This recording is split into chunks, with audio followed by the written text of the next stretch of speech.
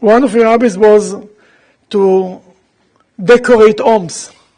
She liked to buy a house, decorate it, make it beautiful, and then she needed another house to decorate, that she moved. And she moved quite a few times. And yesterday Jeff said then for some reason that after they sold the houses, years later, people demolished the houses and built new homes. And used to tell his mother, you see, they don't like your taste. They're starting all over again. But not just her talent was to recreate something, to take a house that doesn't look so beautiful and make it look beautiful. But her talent was not just about houses, but it was also about people. Because she moved many times, she had every time new neighbors. And even there were neighbors who in the beginning were not so nice, she made them to be nice. Because she was so kind and so warm and so friendly, you couldn't help it but to be nice. And she redecorated people, not just houses. And I'm sure she has in the room there are people or neighbors who became very dear friends and helped her, especially in the last few years. All from because she was such a kind person, you couldn't help it but to want to be around her. She had a group of friends that they used to eat sushi and play mahjong. And even lately, in the last 2 weeks, they came to visit her. She couldn't get out of the bed, but they came with her and they sat and they ate in her house just to be with her, to support her. But I would say her best friend was her sister Bev. She told me that in the last 5 years, they used to meet every Saturday night to eat together and watch a movie. In a whole week, they were planning what they're going to eat and which movie they're going to watch. And I'm sure they changed their mind many times. Well, what I saw the most important thing, I met your mother, I met Phyllis many times. My Simchas, she came to the synagogue and many other times. And I saw how much the kids took care of her. You know, I have my own 2 parents. My mother I lost 2 years ago. And I see how other people, the way you took care of your parents, of your mother, is an inspiration for all of us. I was more involved with Julie and Michael, but I saw also Corey coming many times, and I'm sure all of you. And this is something very special because it's not easy to take care of parents who are especially at the time when they are very sick, and it's hard, and no matter what you do is wrong, and it's too much here and too much the other way, and to do it with so much love is something very unique, especially by your mother. In the last 5 years, she was so many times so close to death, and everybody was sure, it's the end, and then she came back. And she came back again and again. By the last few times when you told me she's sick, I wasn't worried anymore. It's nothing, she's coming back. And everybody thinks that the doctors think it's over. She doesn't think so. Because your mother passed away on the Jewish date in the month of Nisan, the 18th of Nisan. We all know that 18 is Chai. Chai means life.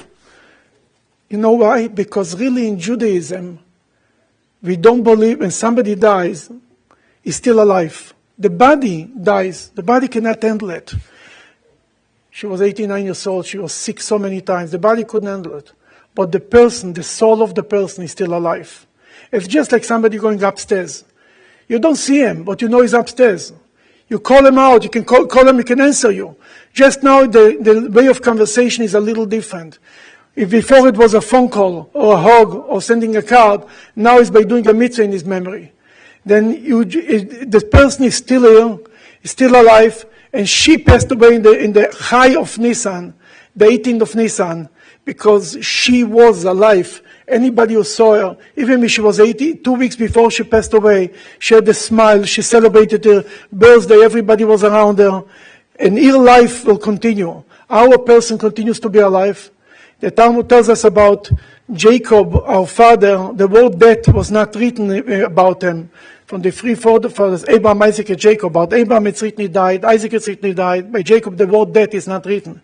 And the Talmud says, as long as his children continue his tradition, he is alive.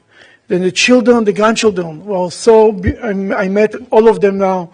I knew most of them, but now I met all of them. Will continue the tradition of your mother and grandmother, your Jewish tradition, and how much she was kind and nice to everybody. Then she will continue to live on forever. And now we're going to hear from the family. First from the kids and then from the grandchildren.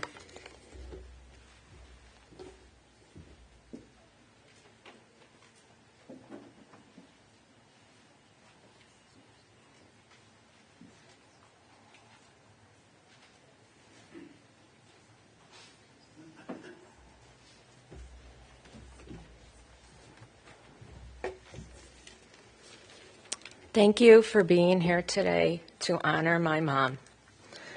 My mom was an incredibly strong woman. She faced so many health challenges over the years and handled them all with courage, dignity, grace, and determination. She had so many different illnesses, surgeries, radiations, hospitalizations, and treatments over the years, and never complained and never gave up. My parents were wonderful parents.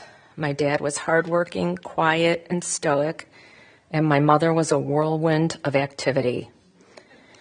She tied the family together and made sure our family was always close. My parents were incredibly involved grandparents. They were always taking the kids out to dinner, hosting sleepovers, and just spoiling them. My mother didn't miss any event the kids were in.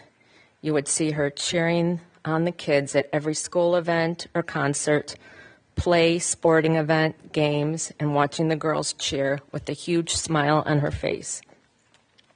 In later years, when my kids were not living in town, my mother talked to all my kids all the time, eager to hear everything. My first call in the morning was to my mom, and I always breathed a sign of relief when she answered, "Hi, Julie," considering all of her medical issues. My mother loved to read and loved going to the library. Books, magazines, catalogs, it didn't matter. She loved mysteries, thrillers, and Danielle Steele books. At any given time, she had a stack of at least 6 books in her bedroom for her to read, which would get read in a matter of weeks. Thank you, Beechwood Library. Me and my mom and Corey were always recommending good books to each other. I also share them with my girls, who are also avid readers. My mom was a shopper and loved fashion. She loved decorating clothes, shoes, and purses. She unfortunately passed this love of shopping down to her kids, and I passed it down to my girls, much to Michael's annoyance. She loved watching me try on all the clothes for her that I was wearing to Alexa's recent wedding events. Mom also loved her weekly Maj and canasta games. When my daughter Isabel was in town, me, Isabel, my mom, and Corey would have so much fun playing Maj together. My mom loved when Isabel would Maj, like a proud rite of passage. She also looked forward to her monthly sushi group lunch. She enjoyed the girls and really loved sushi. Every Sunday we had dinner as a family. On Sunday morning, there would be many texts and phone calls between me, Mom, Corey, and Jeff about what to do for dinner. Cook or take out that night. Nobody ever agreed, and it was usually an ordeal.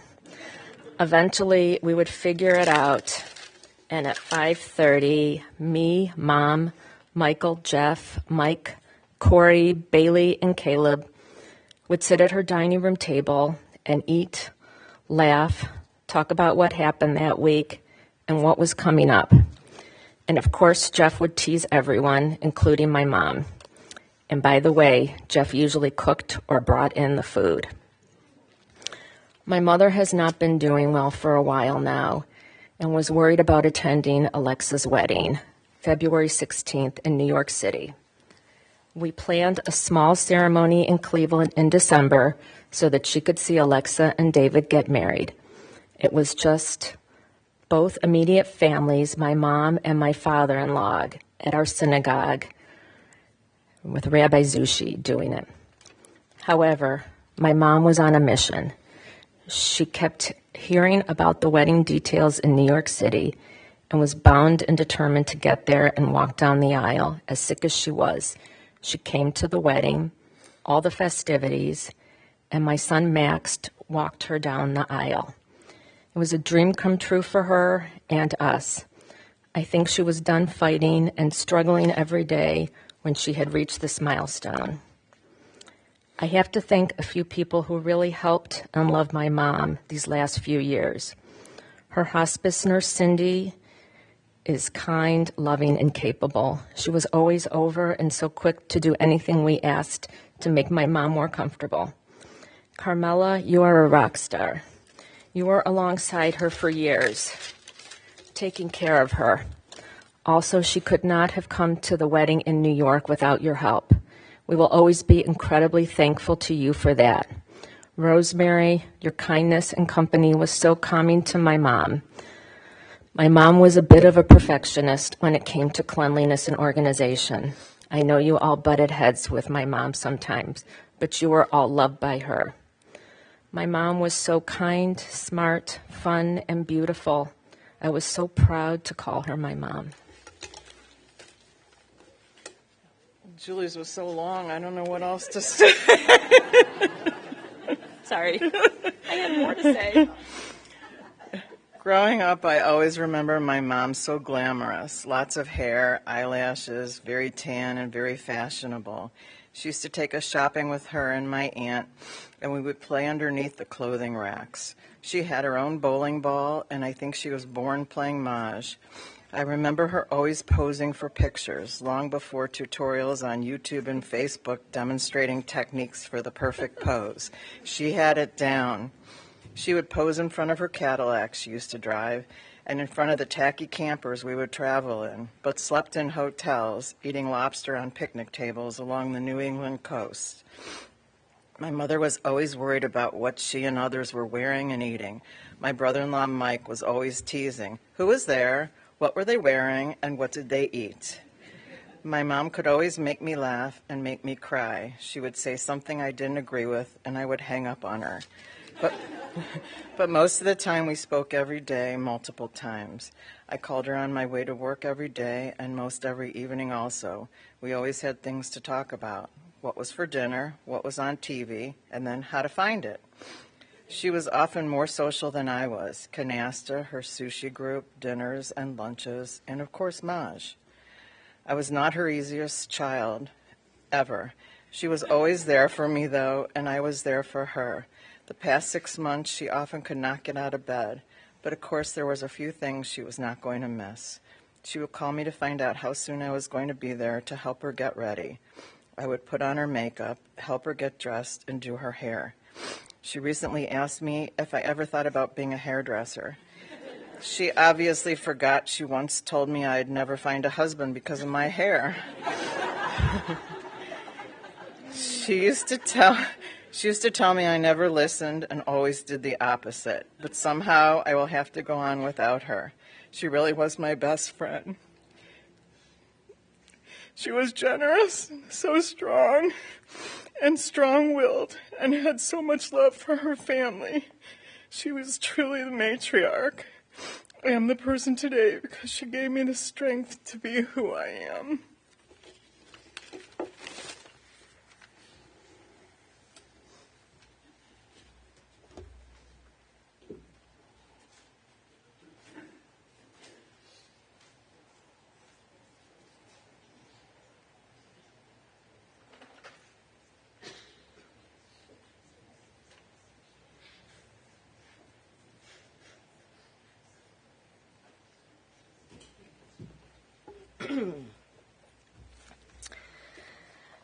I am not 86-year-old Beverly Pollock, but I will play her for today.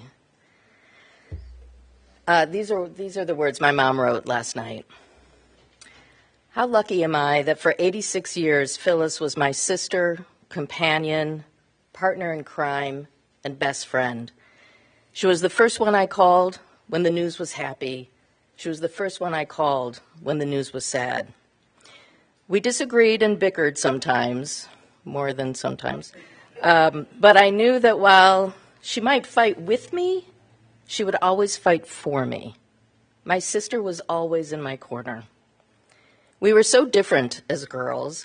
I followed orders, but Phyllis lived life according to her own rules.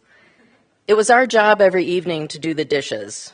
She always managed to slip away, complaining of a stomachache, only to return after the dishes were all done. By the time we had grown up and had kids, our lives had become intertwined. When we both had our first child, we were together every day, at story hour, or shopping at the May Company after dropping the kids off at the on-site nursery. Phones, as you have heard, were critical. Every day we were on the phone at least twice. Somehow, even if we had spent the morning together, there would still be something I absolutely had to tell her before dinner. In 1966, a special lady became a part of our lives. I gave Phyllis a card for her 30th birthday with a woman on the front dressed like a 1920s flapper. It read, "From one ageless wonder to another." 3 years later, on my 30th, Phyllis gave the card back to me with a note saying she was too cheap to buy a new one. That card has been passed back and forth between us for decades as we wrote notes and poems commemorating whatever age we had turned and what life had thrown our way in the intervening years. One day, she called me and said she was going to a seminar about becoming a real estate agent. She told me I had better come with her because I wouldn't be able to see her if she was an agent and I wasn't. So, of course, I did what my big sister told me to do. While she lasted only a few years because the stress of the job gave her a stomachache, I ended up selling real estate for more than 40 years. And it never stopped us from doing things together. Nothing did, not even COVID. For the last 5 years, the best day of the week was Saturday, when we were each other's Saturday night date for dinner and a movie. Now, you heard the rabbi mention that they started talking about what to eat midweek. Well, I can vouch for that, as I talk to my mom every day. I know every menu choice. I know where they got it from, what Phyllis's reaction was, and what containers my mom brought it in. Don't ask what they watched. Phyllis could never figure out the TV remote. So we worked our way through Netflix, the only service we could access. Thank you, Phyllis, for making me laugh, for making every day important, and for sharing your life with me. 2 weeks ago at Phyllis's birthday dinner, I brought the card with me and read the last poem that I wrote for our ageless wonder.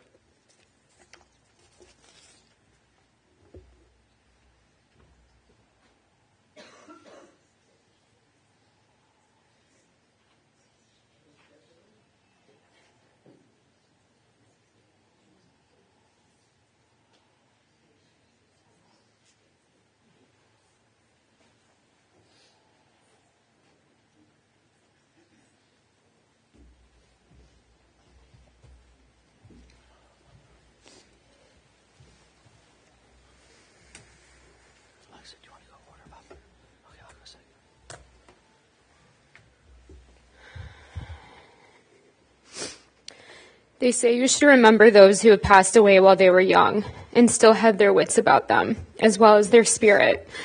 But ironically, I like to remember my grandma as she got older, because she showed me what it means to embody strength and courage, and her wits and her spirit were still very much intact despite how sick she became. Her youthful spirit prevailed despite her body giving her hell. I admired every single thing about my grandma. I admire how, the night my grandpa died, despite everyone asking to sleep over, she chose to sleep alone because she knew it was something she needed to get used to. I admire how, Despite her countless ICU trips, intubations, falls, and near-death experiences, she somehow made it on the other side. She truly had 9 lives. I never heard her complain, and when I'd call to check in, she'd tell me she was doing okay, even though I knew she wasn't. I admire how, despite being in hospice and being so tired she could barely move, she gathered the strength to make it not only to my wedding in Cleveland, which we had for her because we didn't think she'd make it to the New York wedding, but somehow she made it to that too. I know it wasn't easy, but it meant everything to me. She was the most loved person you'll ever meet, and I can't thank my mom, Corey, Jeff, Aunt Bev, and all of her aides enough for all that you did to keep her with us as long as you did. I know you kept her going when things got tough. I know that we all did. In fact, she once told me that when she had moments where she could barely breathe in the ICU, that she'd picture her grandchildren's faces, and that's what gave her the strength to push through. My grandma was a miracle. Our relationship is one I'll forever cherish and feel so lucky to have had. Nothing will replace the weekly phone calls, the sleepovers we used to have, where we'd play spa, and the countless back and forth I love yous. I will miss hearing her say, "Hi, Lex," every time she'd answer the phone. But we will continue to celebrate her through martini drinks, lobster rolls, maybe not me, but the rest of the family, watching diners, drive-in, and dives, and listening to Frank Sinatra. My grandma was a force to be reckoned with, and I can only hope to be half as strong as she was as I navigate life's challenges. Anyone who knows me knows my grandma and knows how much she meant to me. She will forever be in my heart, and I will carry on her legacy in everything that I do. I love you forever, Grandma.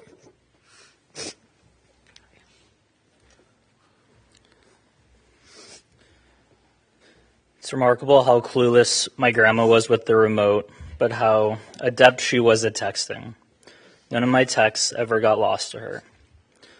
This morning I was scrolling through old texts, and it jogged some memories, so I felt like I can share some.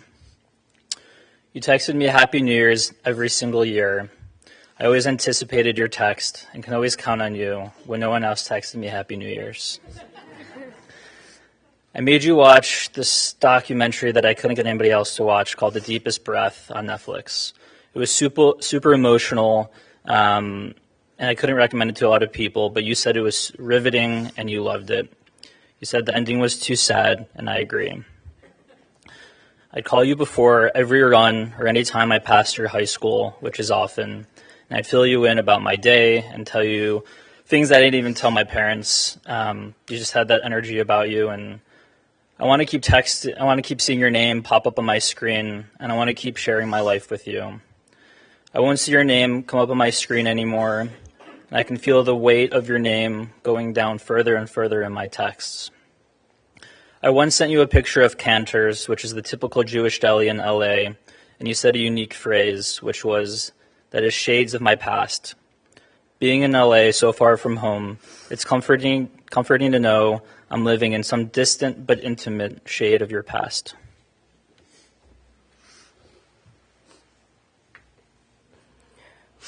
Our family may be small, but it's always felt full and vibrant because of my grandma's presence. She had a strength that was quiet but powerful, and everyone who knew her couldn't help but love her. No matter what she was going through, and she went through a lot, she never let it show. She carried years of pain and suffering with grace, and not once did I ever hear her complain. Instead, she was the one checking in on me. Even if I just had a tiny cold, she'd call to make sure I was okay. Some of my favorite memories of my grandma are from when I was little, sneaking candy from her cabinet and playing gin rummy. As I got older, my favorite thing to do with her was play Maj, even though I could never beat her. My grandma had a towel in her bathroom that read, "If I die in Walmart, drag my body to Neiman's." She was so witty, even until the last time I saw her. She loved fashion, hair, and makeup, and my sister and I loved talking with her all about it. Just the other week, we called her to stop over, and she told us not until after I've gone to the beauty shop. She always wanted to look her best, and she always did. My grandma was everyone's biggest cheerleader, and I feel so lucky to have had her in my life for so long. I love you, Grandma.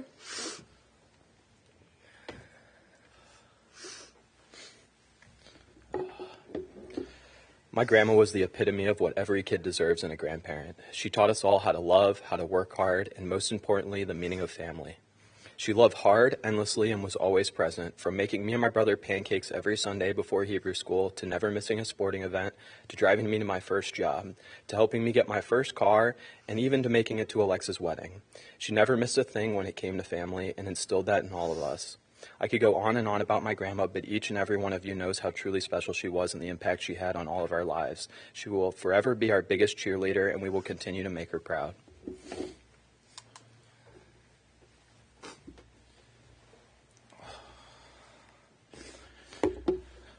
My grandma's finally reunited with my grandpa. My grandma was the sweetest, strongest, and most caring, dedicated woman I know. No matter how small or large an event, my grandma never missed it. She would make sure she was at every soccer game, even when my mom told her it wasn't going to be a good game, but my grandma wanted to go because she knew I was going to score. My graduation, she also made it, and she could barely get up the bleachers. Let's not forget Alexa's wedding. I was always a troublemaker, but my grandma was always so proud of me. When I was coming back from the bars late at night or out with friends, I knew she was up at home watching her favorite person, Guy Fieri, and Food Network. One of the last conversations we talked about was Michael Simon, because that's what she wanted to watch in her last few days with us. I said what I thought was bye multiple times, and even 2 years ago, but she wasn't done fighting. We all did every single thing that we could for my grandma because that's what she did for us, and she struggled to care for herself. Even when things got tough for her, she always tried to help, even though she really couldn't. Carmel and Rosemary, you guys are two angels that my family's so thankful of because of what you did for my grandma. Everyone who knew my grandma knew how special she was and how lucky we were, and I'm so forever thankful to be her grandson.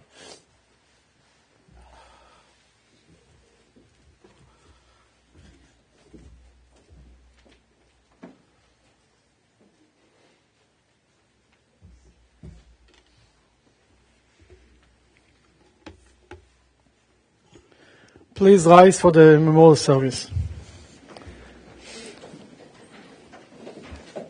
אל מלא רחמים, שוכן ממרומים, אמצי מנוחה נכונה על כנפי השכינה, במעלות קדושים וטהורים כזר המזהירין, את נשמת פשע בת עיר שלו שהלכה לעולמה, בעבור שאנחנו מתפללים בעד הזכרת נשמתה בגני עדן תהא מנוחתה.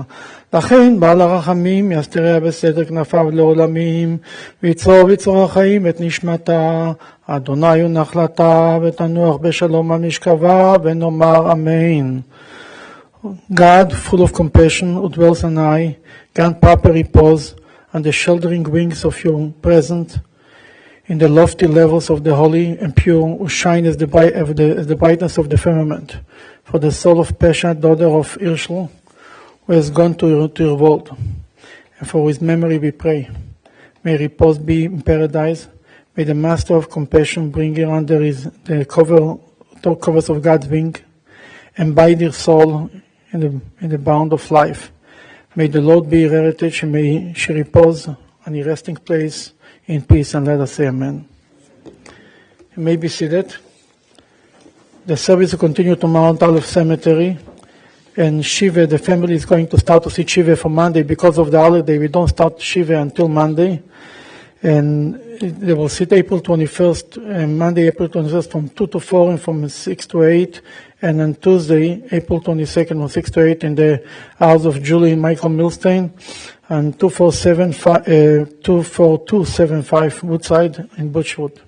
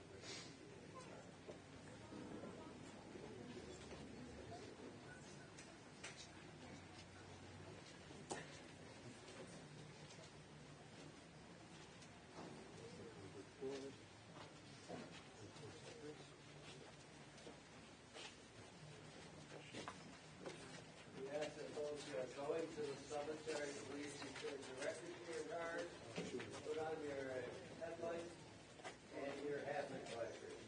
On behalf of the family, we thank you for taking the time to attend this service. We'll let you out for a bit.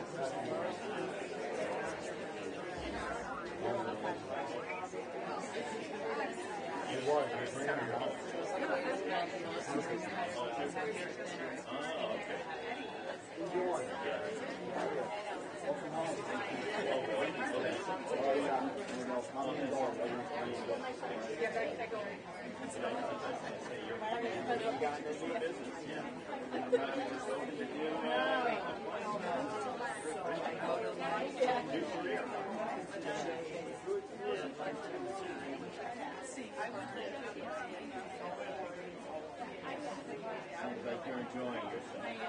And your kid. I actually can't wait. I'm going Wednesday. We have half the season, so we